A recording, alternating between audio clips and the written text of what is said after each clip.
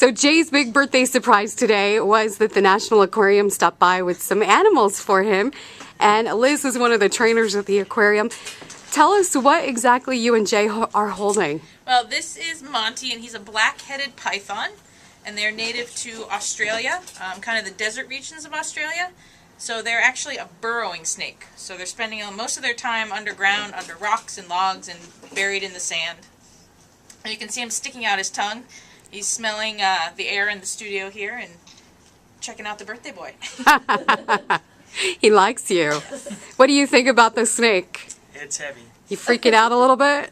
Not so bad. What she is has the head, so it's okay. What does it feel like? Is it slimy? No, it's kind of like Feels like snake. leather. Yeah. Leather. Okay. Their scales are made of the same thing as your fingernails, so it feels a lot like multiple fingernails overlapping each other. What does this particular kind of snake eat? Actually, most snakes, when you think about them, they're eating rats and mice and things like that.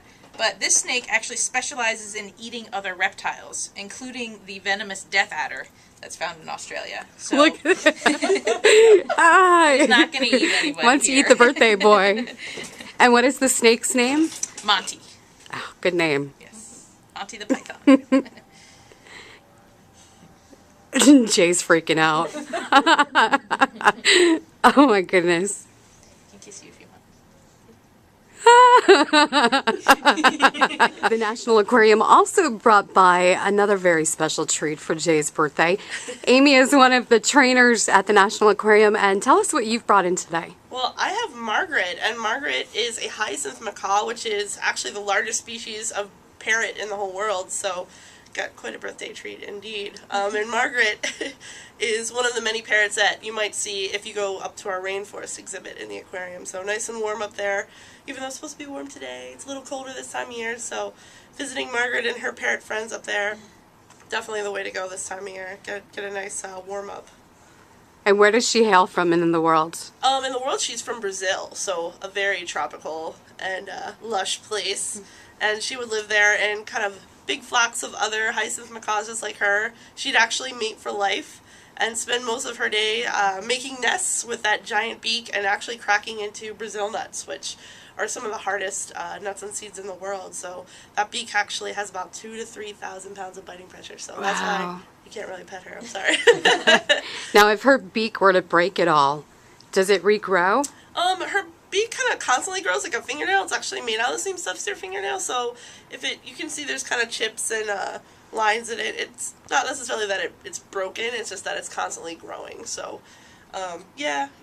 Some bird species actually have to have theirs trimmed. She's hissing. She's really excited. She wants off of you and onto Jay. But some birds you have to kind of maintain their beak length, but her beak is that long on purpose for the kind of food that she eats and that kind of thing. Gotta look at the camera. You're being shy. And how old is she? She is actually about 23 now. Wow. Which for this species is not very old at all. It can get to be 80 to 100 years old. Wow. So many birthdays for her to come. Hopefully many for you to come too. Yes.